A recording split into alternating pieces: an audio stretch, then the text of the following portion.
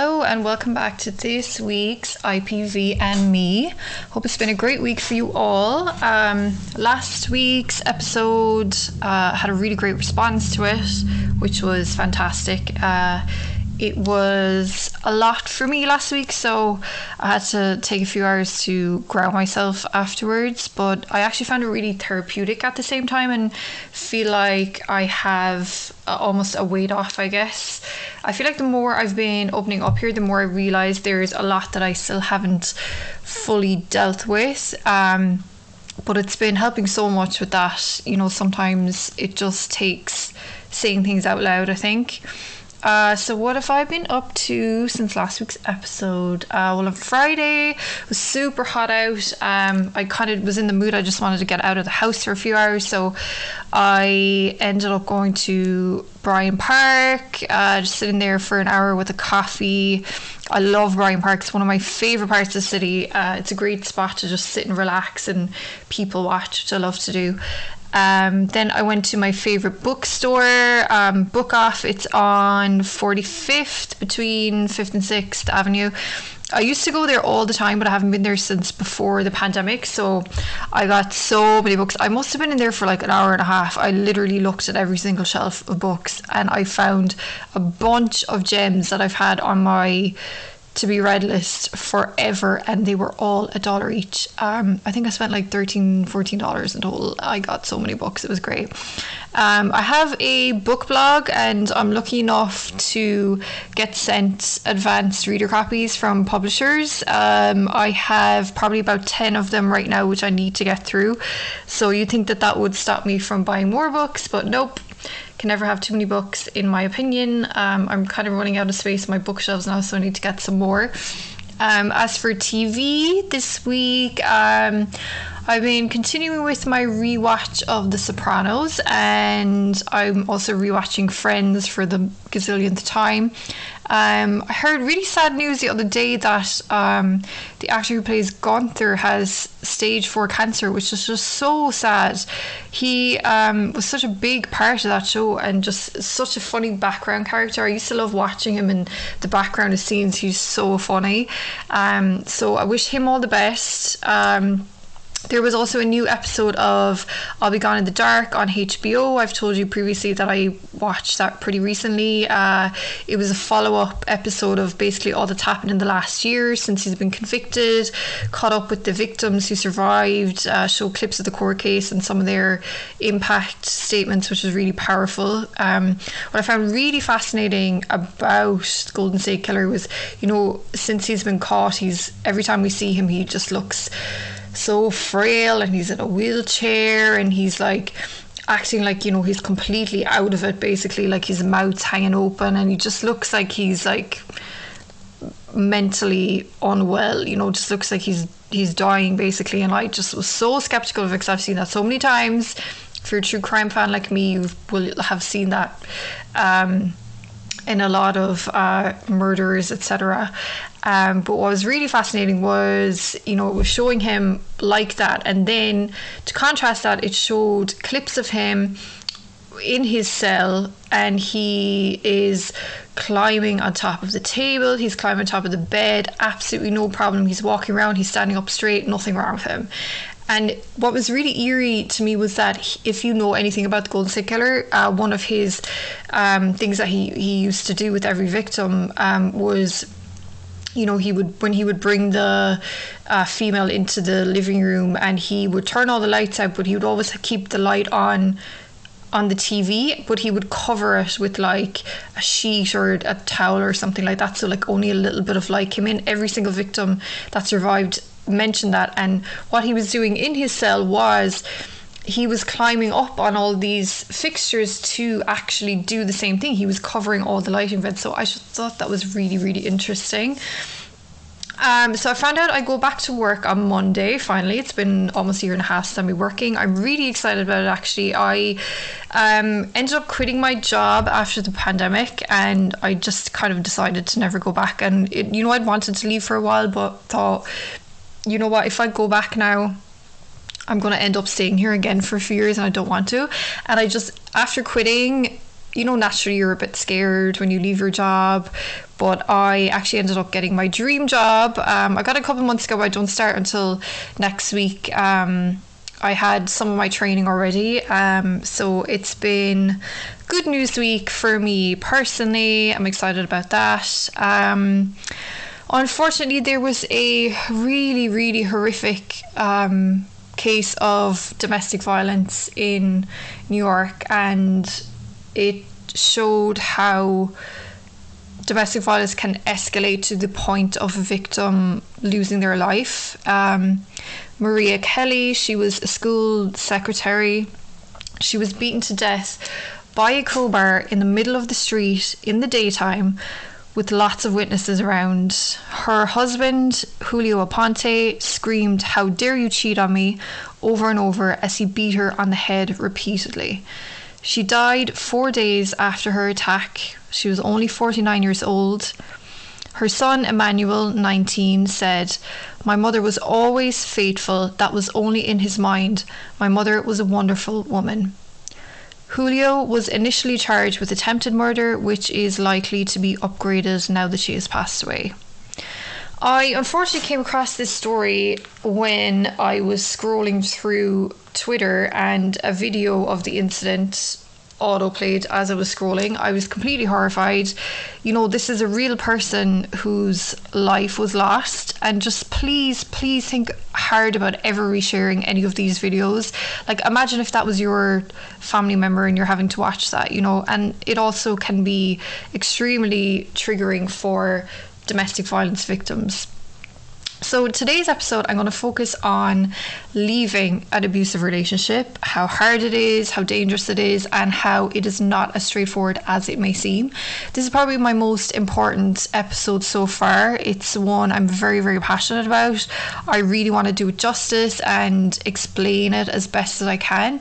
I want to relay as much information as possible. There's so much to be said on the topic, and it's the most important information I think we should all know about domestic abuse. I decided to make it a two-parter because as I was doing my research and going back over my own story, I realized that there is just so much to be said that I want to give you 2 episodes so you can take a break in between and, you know, really concentrate on what's being said without being too overwhelmed.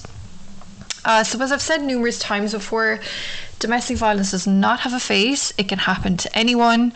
So it goes without saying that people who don't leave are not stupid. They're not idiots in love. It is simply that there are far more layers to an abusive relationship than outsiders can ever see. You never hear research and statistics about why men abuse. It's always like, why women don't leave. Why is this? Why is that? I think it only continues to assume that women are at fault for not leaving and not men for being the abusers. Again, as I've stated before, I refer to abusers as men because firstly, the statistics show that men are more commonly abusers, and 2, I was abused by a male, so I can only go by my own story, and it's just natural for me to just say male. Obviously, this is not the case in every single domestic violence case. So I just want to read you a page from this book that I read a few months ago. It's by an Irish writer, Louise O'Neill. You may have heard of her. She's a really popular writer. The book is called After the Silence. A great book. It's like a mystery thriller book, and there is also a lot of domestic violence in it. I think she herself does some type of thing with domestic violence. She has a lot of knowledge on it, and how it unfolds in the book is really, really well done, and it's not at all, you know, dramatized, you know, just to make the book better. But basically, this is just a conversation where you know, someone is explaining why women stay in these relationships, and it's probably one of the best explanations I think I've ever read for it. It's one that has kind of stuck with me, and I took a picture of this page in the book and kept it on my phone because I was like, this is something that I need to keep with me because I just think it's really powerful and explains it really well. So here it goes. Don't you think it's interesting that we always ask, why do these women stay? We never think to ask, why are these men violent? Or why won't these men stop terrorizing their partners? I'm going to ask you to do something for me. I want you to put a few things on the table. Your house keys to start, you got that? Now, your car keys. Your wallet containing all the money you have in the world and every one of your credit cards. I want your passport and your driving license too. And last of all, I want the shoes off your feet. We good? From here on out, these items belong to me. You can't touch them again without asking for my permission. Is that clear? Now, tell me, Mr. Wilson, why don't you just leave? So I think that is really, really powerful. I think it's one thing that people don't consider is the fact that someone's literally stripped everything away from you and they have control over every aspect of your life. So how do you leave? How do you leave with just literally nothing? I think it was a great explanation. Go and read that book. I will leave a link for it in the bio. So the most dangerous time in an abusive relationship is leaving because the abuser now has nothing to lose. So leaving is never an event, it is a process. And again, I just want to read some little facts and statistics that I read again in this book you've heard me mention several times before, No Visible Bruises by Rachel Louise Snyder. So it's just some statistics, facts, and just things to know that I thought were really important. So an average of 137 women each and every day are killed by intimate partner or familial violence across the globe. This does not include men or children. I believed all the common assumptions that if things were bad enough, victims would just leave, that restraining orders solved the problem, and that if a victim didn't show up to renew a restraining order, the problem had been solved. That going to a shelter was an adequate response for victims and their children. That violence inside the home was something private, unrelated to other forms of violence, perhaps most notably mass shootings. That a lack of visible injury signalled a lack of seriousness. And perhaps most of all, that unless we stand at the receiving end of a punch, such violence had nothing at all to do with us. Between 2000 and 2006, domestic homicide in the United States claimed 10,600 lives. This figure is likely an underestimate. 20 people in the United States are assaulted every minute by their partners. Former United Nations Secretary General Kofi Annan called violence against women and girls the most shameful human rights violation, and the World Health Organization called it a global health problem of epidemic proportions. A study put out by the United Nations Office on Drugs and Crime cited 50,000 women around the world were killed by partners or family members in 2017 alone. The report called home the most dangerous place for women. The overwhelming majority of victims, about 85%, are still today women and girls. And for every woman killed in the United States from domestic violence homicide, nearly 9 are almost killed. Domestic violence health and medical costs top more than $8 billion annually for taxpayers and cause victims to lose more than 8 million workdays each year. It is a direct cause of homelessness for more than half our homeless women and is overall the third leading cause of homelessness in our country. The overwhelming majority of incarcerated men today first witnessed or experienced violence as children in their own homes, and children who grow up in violent homes are at far greater risk for developmental disorders. And those mass shootings that seem to plague us more each new year, most of them too are domestic violence. The advocacy group Everytown for Gun Safety published a report that claimed 54% of mass shootings in America today involved domestic or family violence. So some interesting facts there. I think the statistics are shocking. And, you know, it's overwhelming really to read that.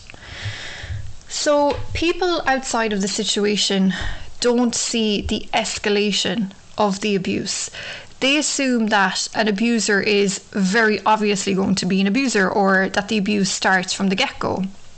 They don't see how the victim can go from being a strong person to a scared, empty shell of a person.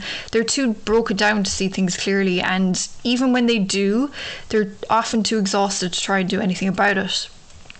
Whether it's the cops or your family and friends, if they see you putting up with the abuse and constantly leaving and going back again, they'll get frustrated and just leave you to get on with it, essentially giving up on you. But this is when companionship and understanding are needed the most. People need to learn the reasons and patterns and stop their judgments. They need to understand what extreme danger the victims are in and how scared they are to leave. When victims don't cooperate with the cops when they show up, it's because they're trying to keep themselves safe. They're telling their abuser that they're loyal to them and praying that therefore they will not hurt them when the cops do leave. It sounds so easy to just go to a shelter, but realistically, who wants to do that? You're sharing your living space with other families who have also been through severe trauma. They have strict rules there. Historically, boys over the age of 12 and pets have not been allowed in shelters. Contact with family, friends, and employers is discouraged. You're leaving your whole life and disappearing from society. The victim is the one who has to make all of these changes while the abuser just runs free. Also, they're only short-term solutions. It's amazing that they even exist at all, but they are also severely underfunded. So I'm going to read again from this book, Crazy Love, probably my favourite book I've read on domestic violence, by Leslie Morgan-Steiner. You've heard me mention it before. Sorry about that. So the author basically, while she was still in her abusive relationship, she went to a professor at a state school. He was working on his PhD on the psychology of batterers, and he had done a lot of study groups with abusers. So there's a lot of important information in here, and I'm just going to read the conversation that she had with him. In your experience, why do men batter women they love? Every man I have ever studied who became a batterer as an adult was physically abused as a child by people he loved deeply, usually an intimate family member who was also a role model for acceptable behaviour, often his mother or father or both. A batterer learns as a child that violence is an acceptable way to deal with strong emotions and an effective way to dominate others in order to protect himself. The men I work with cannot separate intimacy from abuse. They do not think that their behaviour is wrong, and they definitely have no understanding that it is criminal. Do they love the women they are abusing? Absolutely. They hit their partners because they love them, he said confidently. I've yet to come across a batterer who lashes out violently at strangers. Part of the paradigm is that to batterers, violence is a normal component of intimate relationships. The men I've studied would not get any emotional satisfaction or release unless they are intimately involved with the object of their violence. Their vulnerability terrifies and overwhelms them because of their learned behaviour from childhood. They have learned as a survival mechanism that controlling the people they love is the only way to be certain they won't get hurt. And they know through their own personal experience that fear and violence are very effective ways to control people. Do men who beat their partners, their wives, often abuse their children too? Yes, almost always. Again, it is the intimacy and violence paradigm, and even if they don't physically abuse their children, by beating their mothers, they do two things. They terrify their children with the threat of "you could be next," and they teach their children that violence against women is okay. Both behaviours ensure that violent behaviour is perpetuated in the next generation. What are the positive signs you look for in the men in your group, the signs of hope? Now he took a deep breath. The most important thing, which frankly is rare, is honesty. Admitting that they have hit their partners, that this wasn't the first time, that they've hit other intimate partners, that there is a pattern of abuse that they have initiated. The second thing, also critical, also rare, is taking responsibility for what they did. Saying, this is my problem, not my partner's. Most batterers believe their partners provoke the violence. But for most batterers, this verges on impossible because it requires them to admit that for many years they've been hurting other people whom they love in exactly the same way they were hurt as small children. For most of the men I work with, denial of their problem has become a survival skill. For them to let go of this defence is devastating, but it's critical. You say there is a pattern to the violence that spans different relationships. Could you tell me more about this? Based on my quantitative research and learning from the men's groups I run, my hypothesis is that men who batter are like a subspecies whose behaviour as a group is highly predictable. A relationship starts, the batterer has an uncanny sense for what the woman wants and needs emotionally, and he meets that need. I hear female partners use the phrases Prince Charming and Knight in Shining Armour with incredible regularity when they describe what their partners were like in the early courtship stage of the relationship. Batterers are like predators seeking prey. You never hear of a batterer who introduces violence early on or too suddenly. No batterer hits a woman on their first date. He always waits until he's secure, which from the woman's perspective means until she is trapped emotionally or financially, like getting engaged or pregnant or quitting her job because he wants to take care of her. A batterer intuitively knows when and how to lay the groundwork for a successful violent relationship. The best cons, after all, are the ones that make the victim want to participate. Once the relationship is established and the batterer feels secure, he introduces the threat of violence.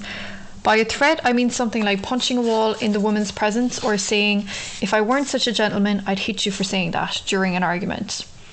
If the woman does not balk at the threat of violence, then soon the batterer actually hits or chokes or shoves her. Usually it's something like a pinch that leaves a bruise or a controlled shove, not a full-blown beating. The batterer gradually escalates the violence and increases the frequency as the woman's denial and emotional numbness increase. By then she's trapped and he feels free to do whatever he wants. He works on her emotionally too to make sure she does not tell people about the violence. It's critical that he convinces her the violence is somehow her fault or under her control. Her guilt protects the relationship so he can continue the battering. The men you work with in your recovery groups, do they ever get better? Do they ever stop hitting their partners for good? His biggest sigh yet, I could practically see him shaking his head. No one I've studied has ever stopped being violent all at once for an extended period of time. I've seen batterers make a lot of progress toward controlling their anger and expressing it in more productive ways, but I've never seen anyone who didn't regress and beat their partners at regular intervals, even while making significant progress. There is no one I work with who I could say, this one is done, he'll never batter anyone again. Okay, I told him, last question. If one of the wives or partners of your batterers came to you and said, what should I do? Should I wait for him and help him work it out? What would you tell that woman to do? He gave a short, humourless laugh. I would tell her that she is probably the last person on earth who could help him. First, she should help herself and her kids, if she has them, to stay away from him. And I'd warn her to be extremely careful because abandoning a batterer often provokes his deadliest rage. But leaving is actually the best way for her to help the batterer too, and to help our society, because she is letting him and the world know that what he has done is wrong and totally unacceptable. By removing herself from the relationship, she makes it clear that she cannot help him, paving the way for him to realise the violence is his fault, his responsibility, and that he is the only one accountable for his behaviour. So that is some really powerful, interesting stuff to know. Again, fantastic book. I will leave the link once again in the bio. So much important information in there. So as I said last week, I had a very dramatic incident which caused me to make a plan to leave, a plan which never came to fruition. So here is what happened instead. So at this point I had slowly started to open up to friends, and I had even mentioned a couple of things to my mother, but they in no way knew how bad it actually was. I remember the very first time I spoke about it, it was to a girl who had become one of my closest friends in New York. I mentioned one night over dinner how I was tired of his drinking. Just very vaguely. She told me I was ridiculous to expect to tell a guy to stop drinking just because I didn't like it. And I just remember I got so angry and snapped at her. And I think it was, in response to like, she wasn't really getting it, but also I wasn't really telling her anything, so I shouldn't have been surprised. And I just blurted out that it was more than drinking, that he was also really nasty to me. And she totally got it then. I had, I guess downplayed it to her before that because I just kind of wanted to test the waters a little bit. She was so great, and I continued to open up to her more and more. We would go for dinner a couple of times a week where we would talk about it. She never pushed me. She never told me to leave. She simply listened and told me that she was there for me. And honestly, it was the best way anyone could possibly have dealt with it.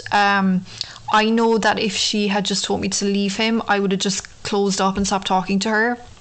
Even though I was, telling her what was happening, I was still making excuses for him to her and trying to say things like, oh, but, he still does so much for me, and, but I did this, and, when he's nice to me, he's so great, etc., etc. I was just completely fooling myself. I know now that she wasn't fooled a bit. She's told me since. But, it was great that she just kind of let me talk and just let me go at my own pace. So the more that I started opening up to people, the more I knew I was done. It was like I couldn't wait to tell people about it. I even told some people at work who I was close to. That's when I knew I was finally seeing things clearly. And I knew that he knew things were changing also. When I had started working, he was starting to lose a hold on me. Things were changing. I was more confident, and he needed to be more careful, and he knew it. So not long after the incident with me fantasizing about killing him, which I mentioned last week, I finally flew home to Ireland for the first time in 4 years. I was so excited. I had booked my flight a few months before, and I had been able to pay it off weekly for a few months. And one day, after a particularly bad night of him being abusive to me, he ended up paying off the rest of my flight. Another example of him knowing he had to be more careful now and try and butter me up. I was going without him, so I was completely free for 2 whole weeks. I had the most amazing time. I'd missed everyone so much. When you move abroad, coming home is like indescribable. I go home once a year now, and honestly I still have the same level of excitement every time. I love going to the airport. Let me tell you, there is nothing to me like landing in Ireland. When I get the first view of the mountains and the fields and the countryside for miles, there's always this beautiful sunrise I always see when I'm walking from the plane to the airport. And the guy at passport check, such an Irish thing, but he'll take my passport and they always say welcome home, and I just get chills just thinking about it. I just love it.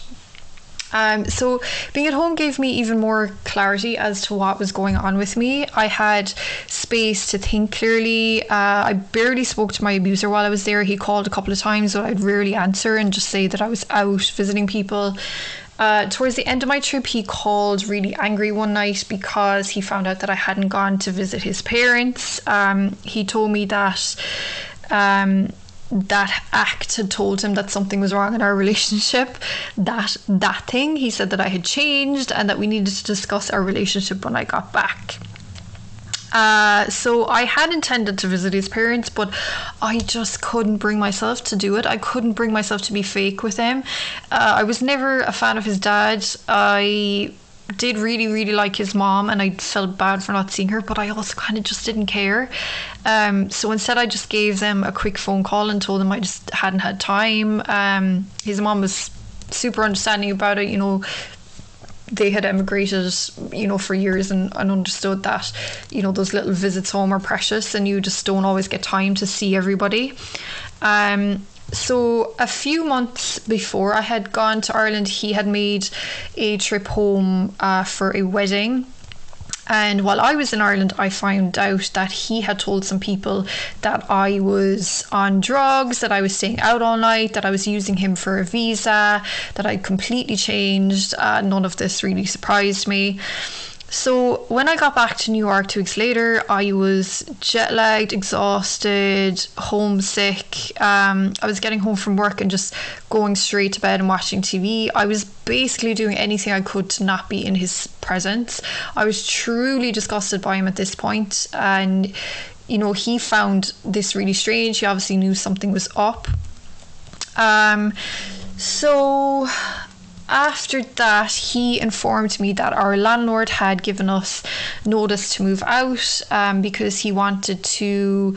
So the whole building was divided into 4 apartments, and then the basement apartment was where the landlord and his family lived, and he basically wanted to extend his apartment and kind of move up into the building a little bit. So he decided he was going to take our apartment. I think that he picked ours because he just wanted us gone. Obviously, I don't even remember at this point if he had ended up paying back the rent or whatever. I'm sure he probably didn't, so I think he probably just wanted us out. He had already started looking at apartments while I was gone, and whenever he made an appointment to view an apartment, I always claimed I was unavailable, working or whatever, because I knew without a doubt that I would not be moving in to this other apartment. So he was also having trouble getting an apartment because his credit score was so bad, which he didn't think that I knew. This is when he realised that I had a very high credit score, and he said that we would have to use mine to get an apartment. I knew as soon as I told him what my score was that I shouldn't have told him, but I also knew it was never going to happen, so I just kind of brushed it aside. So I'd started going to parties every weekend, various apartments of people that I worked with. One particular night I stayed out all night. I got home at like 9 a.m. or something the next day, just as he was about to leave for work. I had texted him the night before and told him I was staying at the friend's place where I was, which I was. It was all very innocent. I never cheated on him, even though I had opportunities to, but I just never wanted any reason that he could blame me for something. He was fine the night before about it, but when I got home that morning, he was so angry at me for staying out, even though I had told him, and he had done it so many times before, and every time he did it, he never even told me that he was staying out all night or even offered up an explanation the next day. I could never win. He thought when I came back that I was just going to sit there and apologise to him, but instead, I remember so clearly, I don't know why I just decided to settle on the couch instead of going to bed, but I sat on the couch to have a nap, and I literally hysterically laughed while he was yelling at me. I just couldn't. It's like something just overtook me. I just thought like he looked so ridiculous when he was yelling at me, and he was being such a hypocrite, and I just thought it was the funniest thing ever. I just remember like, when you just laugh so hard that like you have tears come down your eyes, you get like those pains in your side. Like I was laughing so hard, and he was just looking at me like I was out of my mind. Looking back now on that, I kind of get chills a little bit because I realised how bad that actually could have turned out. It could have triggered something in him. I wasn't aware then of the danger that I was in. I think the only reason nothing happened that morning was because he was on his way out the door to work. I remember I was on the bus home one morning after an overnight shift at work, and he called me as I was almost home, and he said that we needed more money for a deposit for the new apartment. I'm assuming because we weren't going to get back our deposit on the current apartment we were in. And he told me that because he was always borrowing money from his parents, that I now had to ask my family for money, who don't have any money in the first place. And even though he had borrowed money from my family over a year ago and had no intention of paying it back, I told him he was out of his mind, but he kept pushing it, getting pissed about it. And then it clicked with me that you know, he knew that a family member of mine had just inherited some money recently. Like, he was so clever and just paid attention to everything, so he thought he could get himself some of that. Like, truly disgusting.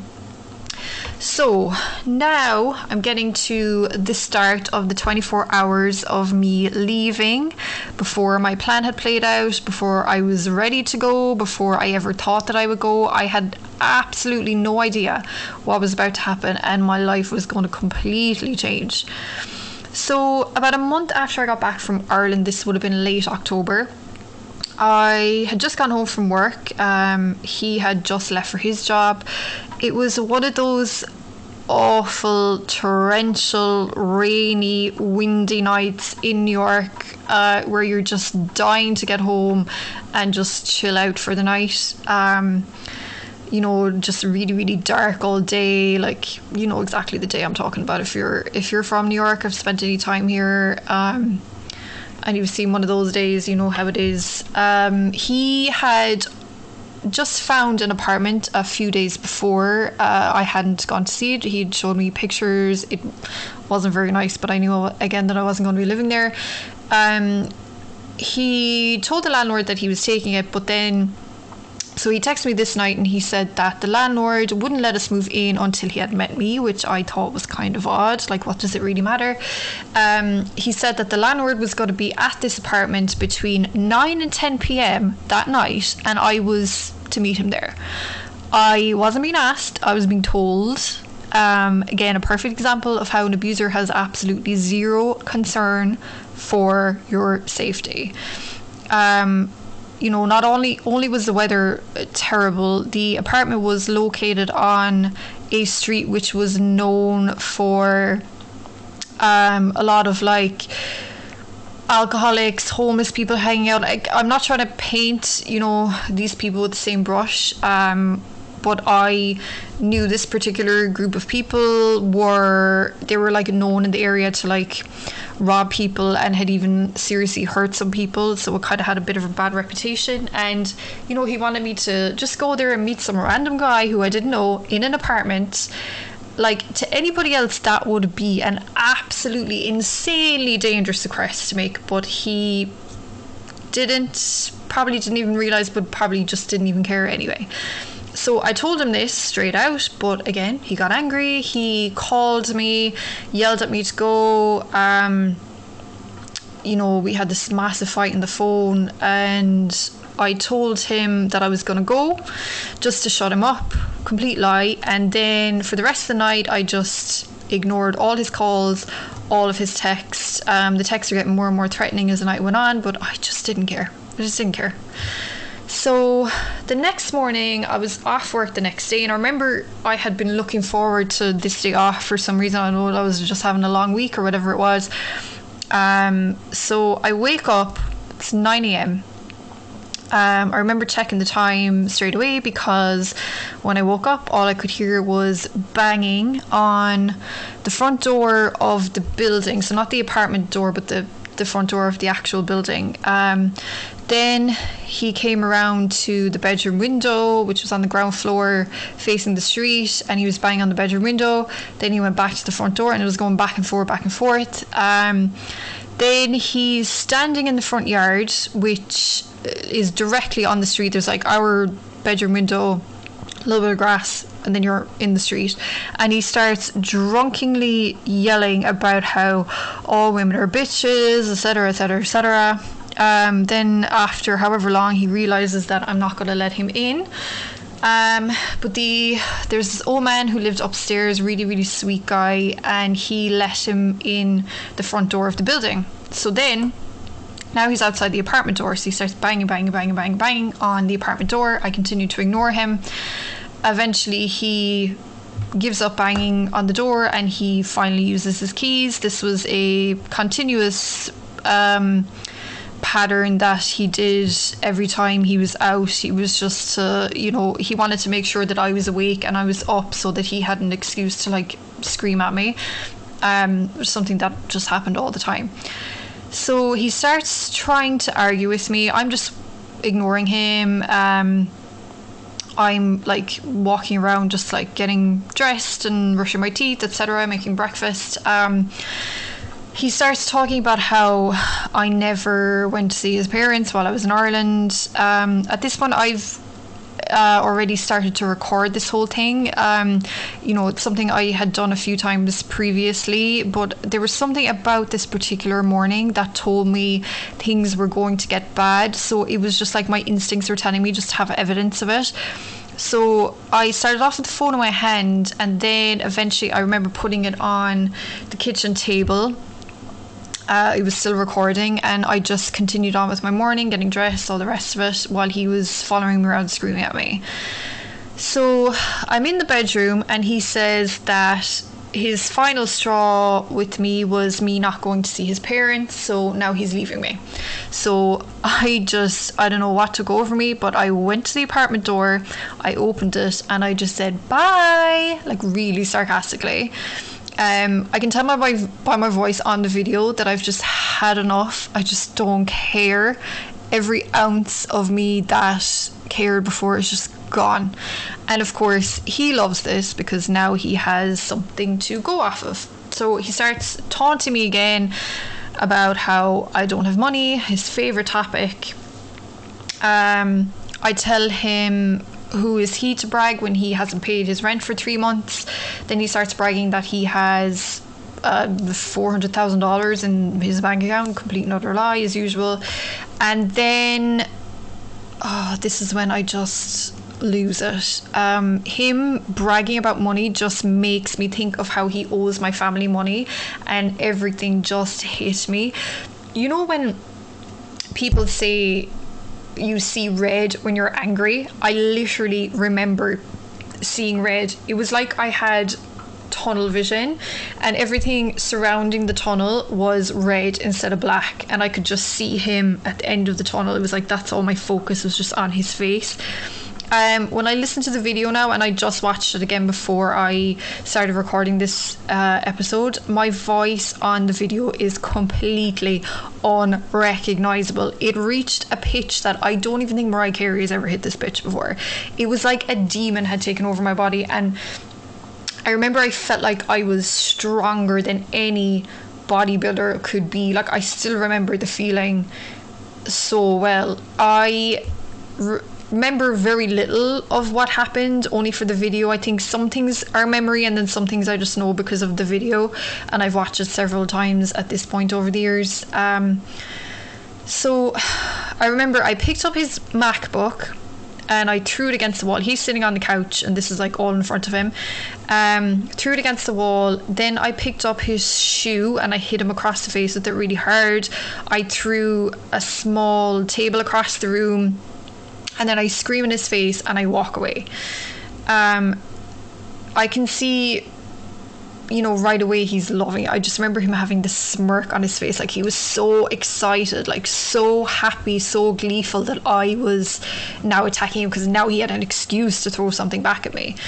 So he follows me into the bedroom saying, because in my head I was just done now. That's the argument done, like I'm not playing these games anymore. So he follows me into the bedroom and he says, "Oh, we're playing these games now, are we?" And he proceeds to throw everything I own around the room, and this just makes me even worse. So I scream at him to get away from my things, to get away from me. I follow him to the living room, but he blocks the door. I remember him standing. It's one of the things that I actually do recall, is him standing up to his full height in the doorway, and he just was like really rigid and looking down at me and just smirking. And I remember at this point starting to panic, and I was trying to push him really hard just to let me leave, but he just didn't budge. I was screaming at him to let me out. I just really wanted to get fresh air really badly, and he just would not get out of my way, and he was just enjoying it so much. So then out of nowhere, he lets me go past him, and I'm about to go to the front door, and he just I could see like the mood changes, and he gets like extremely angry. It's like, okay, I'm done now, like this is not fun for me anymore. So he grabs my upper arms, like below my shoulders, and he dragged me right across the room and held me against the wall. I don't even know how long I was there, maybe like 30 seconds, maybe a minute, I don't even know. And then he says, okay, then let's call the cops. So I'm still screaming at him to leave and just get away from me. I'm screaming over and over again, how dare you, how dare you, how dare you. I just keep screaming that in this like crazy voice. It's like the freaking Exorcist or something. And you know, I wasn't, by saying how dare you, I wasn't just speaking about, you know, this one morning, but it was like all the mornings and all the evenings and all the afternoons and all the nights when I had to put up with his abuse. I tell him not to ever put his hands on me again. When I hear his voice on the video, it's an anger I have never heard in him before. I think he was enjoying seeing me in that state, but it also just got to the point where his anger kind of took over and he was enraged that I was fighting back. It was kind of like a, oh, who do you think you are, fighting back with me? You know, I'm really relieved now that it didn't escalate further, and I believe that it would have, you know, which is scary to think about, but that's just the reality of it. Thankfully, that's not what happened. So he keeps saying he's going to call the cops on me because I just smacked the shit out of him and what's wrong with me. And I tell him he's what's wrong with me. I really was thinking him calling them was a threat because, like, why would you bother, you know? A while after this incident, I was, you know, filling my mom in on what happened that morning and the stuff with the cops, and she told me that so when my brother had been visiting us a couple of years previously, they had gone to this game together, and they, for whatever reason, had an argument outside the stadium, and he had actually called the cops on my brother, which I didn't know. I couldn't believe it. If I'd known at the time that, or I had known at the time that they argued, but you know, at the time he told me that, oh, a cop just happened to walk by while we were arguing and he just called him over to calm my brother down, whatever. Complete and utter lie. But he actually had literally called the cops on my brother just because they were having an argument. Like, if I couldn't believe it, and I couldn't believe that they had never told me that either.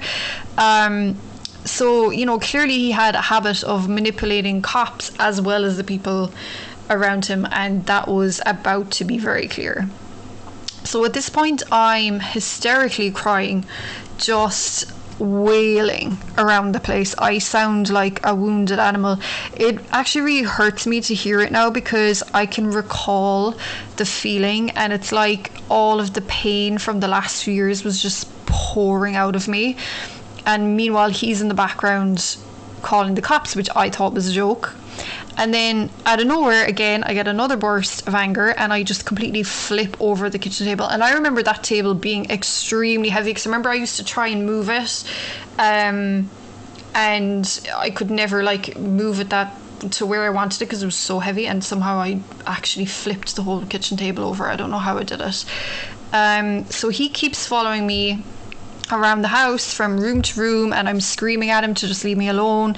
He starts making fun of my crying and what I'm saying. He says he called the cops on me because I attacked him, and I just scream at him to just get away from me. I'm sitting on the bed crying, and he just keeps opening the door and telling me the cops are coming for me. He just will not leave me alone. I remember at this point trying to call a couple of my friends, but no one was answering, and it was really early in the morning. So the cops show up while I'm in the bedroom trying to call my friends, and I remember being really shocked that he actually had done that. I was listening at the door. So there's 4 male cops, and to my surprise, they are all laughing and joking with him. I hear him tell them that I hit him in the face with a shoe, and the cop asks him if I want to press charges, or if he wants to press charges on me. I just remember being disgusted and feeling like, wow, like now there's 5 men in my house and they're all just laughing and joking about me. So I walked into the living room where they were, and I remember saying, do you realise that he is extremely drunk right now and is manipulating you all? And one cop rushes over, tells me, no, it's okay. And he walks me back into the bedroom where I'm sitting on the bed, and he kneels in front of me and he's just speaking to me like I'm a child.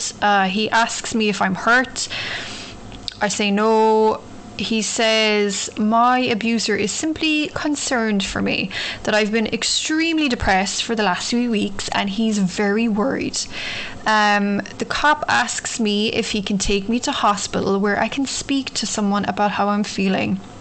I just remember my blood turned cold when I realised that my abuser had tried to make them think that I am extremely depressed and mentally unstable and need to be committed.